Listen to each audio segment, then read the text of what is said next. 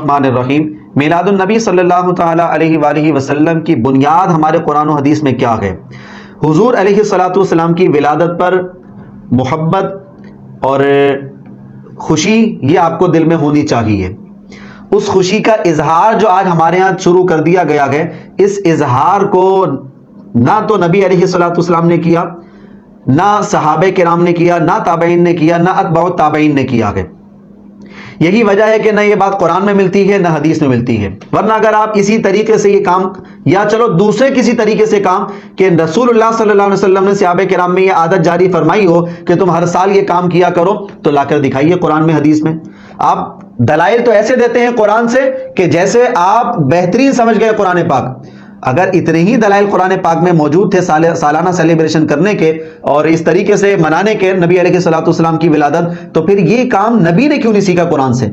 حالانکہ حضور پر قرآن نازل ہوا۔ یہی کام صحابہ کرام نے کیوں نہیں سیکھا حضور سے؟ حالانکہ صحابہ تو حضور کی صحبت میں رہنے والے تھے، حضور کی محبت میں خوب کثرت کے ساتھ محبت رکھا کرتے تھے وہ لوگ، لیکن انہوں نے نہیں سیکھا۔ آج کے آپ کے مولوی صاحب نے سیکھ لیا ہے، اس لیے کہ اس کی بنیاد غلط ہے۔ یاد رکھ لیجئے، مسلم شریف کی حدیث نمبر ہے 1162۔ رسول اللہ صلی اللہ تعالی علیہ وآلہ وسلم ہر پیر کا روزہ رکھا کرتے تھے، مختلف ایام کے روزے رکھا کرتے تھے، ان میں سے ایک پیر کا بھی تھا۔ تو صحابہ کرام نے جب یہ دیکھا کہ حضور کثرت کے ساتھ، پابندی کے ساتھ پیر کا روزہ رکھ رہے گے، تو صحابہ کرام نے سوال کر لیا کہ یا رسول اللہ صلی اللہ علیہ وسلم، ہم نے آپ کو پیر کا روزے رکھتے ہوئے دیکھا ہے، تو آپ ایسا کیوں کرتے ہیں؟ کوئی خاص وجہ ہے پیر کے دن؟ تو نبی علیہ الصلوۃ والسلام نے وہاں پر 2 وجہ گنوائی تھی۔ وہ 2 وجہ آپ اپنے ذہن میں رکھیے، اور ان دونوں وجوہات کی بنیاد پر آپ اگر ہر پیر کو روزہ رکھیں گے تو بالکل آپ کے لیے بہت اچھی بات ہوگی، اور یہ کام سنت بھی بن جاتا ہے۔ مسلم شریف کی حدیث ابو قتادہ الانصاری رضی اللہ تعالی عنہ سے مروی ہے، سئل عن صوم الاثنین، نبی علیہ الصلوۃ والسلام سے پیر کے روزے کے بارے میں سوال ہوا، فقال، تو آپ نے ارشاد فرمایا کہ فیہ ولدت، اس دن اللہ رب العزت نے ہمیں پیدا فرمایا تھا، اس لیے ہم اس کے شکرانے کے طور پر روزہ رکھتے ہیں۔ یعنی اللہ رب العزت نے ہماری پیدائش فرمائی تو ہمیں پیدائش پر اللہ کا شکر ادا کرنے کے لیے پیر کا روزہ رکھا ہم نے، یہ حضور نے ارشاد فرمایا۔ اگر حضور کی ولادت پر حضور نے کچھ کیا ہے تو پھر وہ پیر کا روزہ آ گئے۔ اور دوسری بات یاد رکھیے، امتیوں کو حکم نہیں دیا کہ پیر کا روزہ رکھو، صحابہ کرام نے خود سوال کیا، اور اس کے بعد ہمیں کوئی روایتیں ایسی نہیں مل رہی ہیں۔ اس کے بعد آئیے، اگر آپ نے کرنا بھی ہے، بالکل محبت دکھانی ہے، جوش دکھانا ہے، اور آپ سے بڑھ کر کوئی محب رسول نہیں ہے، کوئی عاشق رسول نہیں ہے، سب سارا عشق آپ کے سینے میں ہے، ساری محبت آپ کے سینے میں گئے، تو صاحبو ایک کام کیجئے، جتنے لوگ اس طریقے سے رسول اللہ کا میلاد منا رہے ہیں، بے حیائی بے شرمی کر کر، ان سے کہیے کہ آپ پیر کا روزہ رکھیے، سب پتہ چل جائے گا کتنے عاشق رسول ہیں۔ نہیں کریں گے، اس لیے کہ اس کام میں بہت زیادہ مشقت ہوتی ہے۔ عملی زندگی کے اندر آنا، عملی زندگی کے اندر آنا، یہ بہت مشکل کام ہوتا ہے، بہت مشکل کام ہوتا ہے۔ نعرے بازی سے، ڈائیلاگ سے، اپنے الفاظوں سے، اپنے ظاہری خرچے سے، ظاہری کاموں سے ہر کوئی کر سکتا ہے، یہ کام کریے، بہت اچھی بات ہے، بہت اچھا رہے گا، کوئی آپ کو منع نہیں کرے گا، منع حضور کی ولادت کی خوشی۔ اس کے بعد وفیہ انزل علیہ، نبی علیہ الصلوۃ والسلام نے ارشاد فرمایا کہ اسی دن اللہ رب العزت نے ہم پر وحی نازل فرمائی تھی، اسی دن ہمیں مبعوث کیا گیا تھا۔ تو نبی علیہ الصلوۃ والسلام سے یہ سوال ہوتا ہے، حضور ارشاد فرماتے ہیں کہ پیر کا روزے کے رکھنے کی وجہ 2 ہے ہمارے پاس۔ نمبر 1 کہ اللہ رب العزت نے ہمیں پیر کو پیدا فرمایا، اور نمبر 2 اللہ رب العزت نے اسی دن ہم پر وحی کی ابتدا فرمائی تھی اور ہمیں مبعوث فرمایا تھا۔ یہ وجہ بنی ہے پیر کے دن روزہ رکھنے کے حوالے سے۔ لہذا اگر آپ روزہ رکھتے ہیں تو بہت اچھی بات ہے پیر کا، اور یہ اس کے اندر شامل ہو سکتا ہے، اور دیگر جو کام کیے جاتے ہیں، جس طریقے سے منایا جاتا ہے، ان میں سے کوئی کام کم از کم سنت تو نہیں ہے۔ نہ آپ کی لائٹنگ، نہ آپ کا جلوس، نہ آپ کے جھنڈے، نہ آپ کا چراغاں، یہ جتنے بھی آج حرکتیں ہو رہی ہیں، کوئی سنت کام نہیں ہے۔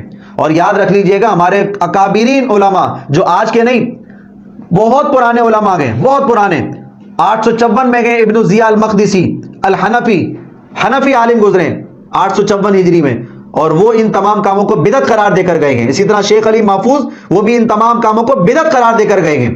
بالکل تمام علماء کرام نے انکار کیا گیا کہ آپ اس کو عادت میں نہ لے کر آئیے، آپ اس کو کوئی سیلیبریشن کا طریقہ اسلام نے ہمیں نہیں دیا گیا، اگر آپ یہ کریں گے تو آپ بدعتی شمار ہوں گے۔ بالکل انہوں نے بدعت میں شمار کیا گیا، اور انہوں نے اپنی کتاب لکھی ہے، اگر آپ کتاب پڑھنا چاہیں، تنزیہ المسجد الحرام، اسی طریقے سے شیخ علی محفوظ صاحب کی کتاب ہے الابداع فی المضار الابتداع، بدعتوں کے حوالے سے جب انہوں نے کتاب لکھی تو انہوں نے کہا ہم دیکھ رہے ہیں کہ مسجد نبوی شریف میں اس طریقے سے حضور کا میلاد منایا جا رہا ہے جس طریقے سے خود رسول اللہ صلی اللہ علیہ وسلم نے نہیں منایا گئے، وہی قنادیل روشن کر کے، وہی لوگوں کو بلا کر محفلیں کر کے، سما کر کے، یہ سارے کام کر کر آ کے وہ کیا کرتے تھے، لیکن انہوں نے بدعت قرار دیا گیا۔ اس لیے یاد رکھیے رسول اللہ صلی اللہ علیہ وسلم کی ولادت کی خوشی وہ صرف آپ کا ایک دلی کام ہے، اس کا اس طریقے سے اظہار جس طریقے سے آج ہمارے یہاں کیا جا رہا ہے یہ کوئی طریقہ کار اسلام نے ہمیں نہیں دیا گیا، یہ ہمیں سمجھنا پڑے گا۔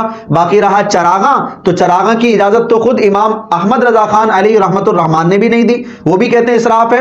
چراغ آپ اس لیے جلا سکتے ہیں کوئی محفل میں آیا گئے اس کے لیے جلا لیں، اس لیے چراغ نہیں جلا سکتے کہ حضور کی ولادت کی خوشی ہے چلو ہم چراغ جلا رہے ہیں، عرسوں کے موقع پہ چراغ جلا رکھیں گے، بڑی رات میں مساجد کو روشن کر دیا چراغ جلا کر، وہ کہتے ہیں اس کی تو بالکل اجازت نہیں ہے۔ پڑھ کے دیکھ لیجیے آپ 23ویں جلد فتاوی رضویہ کی، اور رسم و رواج کا پہلی سوال ہے اس کے اندر، وہ آپ پڑھ کے دیکھ لیجیے، سب پتہ چل جائے گا آپ کو۔ یہ غلط بیانی کر رکھیں گے، دھوکہ دے رکھیں گے، اس طریقے سے نہیں ہوتا ہے کہ آپ تعلیمات اسلام کو چھپاتے چلے جائیں اور لوگوں کو غلط راستے پر لگاتے چلے جائیں۔ اب اس کے بعد سماعت فرمائیے،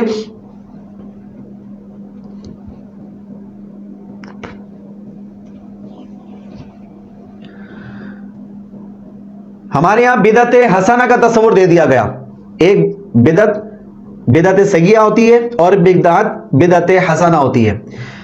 رسول اللہ صلی اللہ علیہ وآلہ وسلم نے بدعت کا تصور دیا، بھائی کل بدعت ضلالہ وکل ضلالۃ فی النار، ہر بدعت گمراہی ہے اور ہر گمراہی جہنم میں ہے۔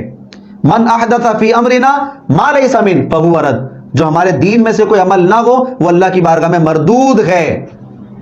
یہ رسول اللہ صلی اللہ علیہ وسلم نے یہ تعلیمات دی ہیں، بس حضور نے کبھی بھی جا کر یہ نہیں فرمایا کہ بدعت حسنہ ہوتی ہے بدعت سیئہ ہوتی ہے، حضور نے کوئی تصور نہیں دیا، احادیث بالکل اس سے خالی ہیں۔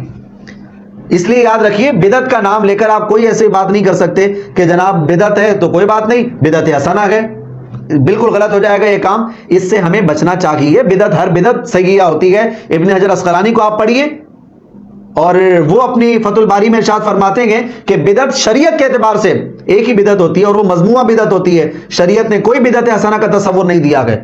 یہ غلط بیانی کر رہے ہیں کہ جناب بدعت تو ہے ہم مان گئے لیکن بدعت سیئہ نہیں ہے، بدعت حسنہ ہے۔ جب آپ مان گئے کہ یہ بدعت ہے تو جھنڈے والی روایتیں کیوں سنا رہے ہیں جناب؟ جب آپ مان گئے کہ یہ بدعت ہے اور حضور کا مسئلہ نہیں ہے، صحابہ کرام نے یہ کام نہیں کیا، قرآن حدیث میں کہیں بات نہیں آئی ہے، تو پھر یہ کیوں کہہ رہے ہیں کہ اللہ رب العزت نے جھنڈے لگوا دیے؟ جھوٹی روایات بیان کر کر کے اپنے مسلک کو بنایا جاتا ہے، بالکل غلط ہے، اس کی بنیاد ایسی نہیں بننی چاہیے۔ اس کی بنیاد پر ہم حق تک نہیں پہنچ پائیں گے، حق پر بنیاد ہو، سچائی پر بنیاد ہو تاکہ حقیقت تک ہم پہنچ سکیں۔ انشاءاللہ اگلے پروگرام میں ہم آپ کو بدعت کے حوالے سے مختصر باتیں ذکر کریں گے، اللہ رب العزت کی ذات پر بھروسہ رکھتے ہوئے یہ باتیں ہم ذکر کریں گے۔ سمجھنے کی کوشش کریں، ضروری نہیں کہ آپ ضد بحث کریں کہ آپ کے کسی عالم نے کہہ دیا ہے تو اب آپ چپ کر کے اسی کو رٹا لگائے چلے جائیں، ایسا نہیں کر سکتے ہیں۔ اللہ تعالی ہم سب کو عمل کی توفیق عطا فرمائے۔